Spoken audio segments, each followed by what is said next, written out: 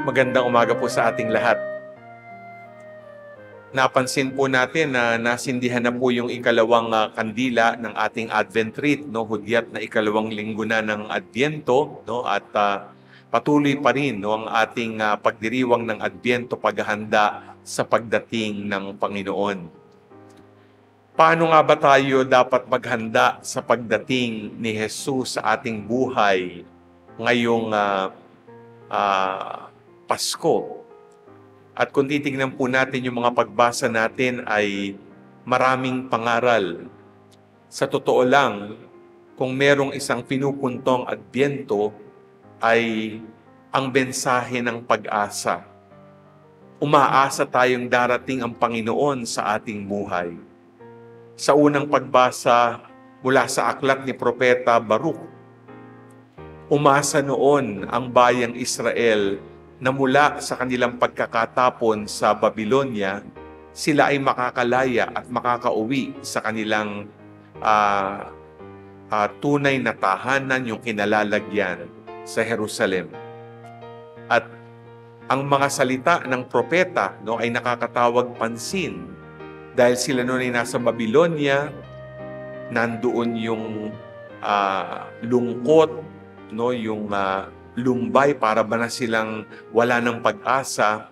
Sabi ng propeta, no, tanggalin niyo yung lambong ng lumbay o pagluluksa, no?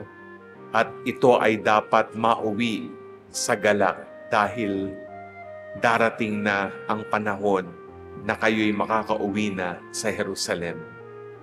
Sa ating Salmo Responsorio, ito rin ang alingaw-ngaw, no? Dahil yung salmista, ito po ay naisulat at isang awit na ang patungkol ay nung ang mga Israelita ay nakauwi na sa kanilang talagang dapat kinalalagyan. Kaya sabi nga, dakila ang Diyos, no? Dahil ang ibinigay sa kanila ay tuwa, yung sinasabing galak, no? At sa kanilang pag-uwi, nandun yung kagalakan sa kanilang puso. Sa ikalawang pagbasa, ang konteksto ni San Pablo sa kanyang pagsusulat sa mga taga-Filipos ay siya'y nasa bilangguan. At siya'y inuusig din. Hindi nga niya alam kung makakalaya siya, kung siya'y papatay na. Pero siya'y punong-puno ng pag-asa. At sa kanyang pagsulat sa komunidad ng mga taga-Filipos, nandoon, no, ang kanyang pangaral, no, na anuman ang dinadaanan natin, anuman ang pagdurusa, yung ating pag-asa sa pagdating ng Panginoon sa ating buhay ay dapat una, sabi niya rito, no, pag-ibayuhin ang pag-ibig, no. Ikalawa, sinabi nga niya, no, na dapat ang buhay natin nandun ang pagkilala at malawak na pagkaunawa upang mapili ninyo ang mahalaga, no, sa lahat ng bagay. At sabi niya ikatlo, no, sana, no, matagpo ang kayong malinis, walang kapintasan, at puspos ng magagandang katangiang kaloob sa inyo ni Jesus. No? Parang sinasabi ni San Pablo sa mga taga-Filipos, no? Anuman ang sitwasyon ng pamayanan, anuman ang dinadaanan mo sa iyong buhay, pag ikaw ay umaasa sa Diyos, itong pag-ibayo sa pag-ibig, pag-unawa sa pinakamahalaga, at yung pananatiling malinis at may katangian ng kagandahang loob ang dapat mamayani. Sa ating ebanghelyo, magandang tignan na eto si Juan Bautista, ipinakikilala sa atin ang huli sa mga propeta. At ano ang kanyang mensahe, no? Isang tinig sa ilang, no? Sabi nga niya, no, mula sa aklat ni Propeta Isaías, ihanda ninyo ang daraanan ng Panginoon. Tuwirin ninyo ang kanyang mga landas. Tambakan ang bawat langbak at titibagin ang bawat burol at bundok. Tutuwirin ang daang liku-liko at papatagin ang daang bako-bako. Ang paghahanda sa daraanan ng Panginoon ay paghahanda sa ating buhay. Dahil ang Panginoon ay inaasahan nating mananahan sa ating puso. Hindi ko alam kung paano kayo naghahanda sa pagdating ng Panginoon. Sabi nga ni San Pablo sa ikalawang pagbasa, dapat ating maunawaan ang pinakamahalaga. Pero kalimitan, tayo po ay nalilinlang o napagkakaabalahan ng mga palamuti ng Pasko. Hindi ba? Siyempre, mahalaga naman na may dekorasyon tayo. Kita nyo, altar natin, maraming bulaklak dahil kapistahan ng ating Immaculada Conception bukas, no? Naghahanda na rin tayo sa ating mga tahanan, may Christmas tree na, baka may mga regalo na sa ilalim, di ba? Ng Christmas tree, nandun ang bilin. May mga Christmas lights na, puro shopping. Mahalaga din po yun. Pero ano bang pinakamahalaga? Yung ating kaluluwa, hindi ba? Kaya nga, sabi niya, tuwirin natin ang ating buhay. Paano?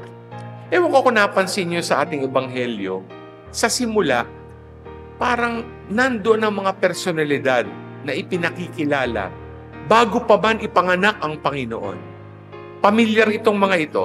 Halimbawa, Poncio Pilato, Herodes, Anas at Caifas. Kapag idinaos natin ang Semana Santa, maririnig natin itong mga personalidad na ito. Di ba si Poncio Pilato? Siya nun ang parang naghugas kamay.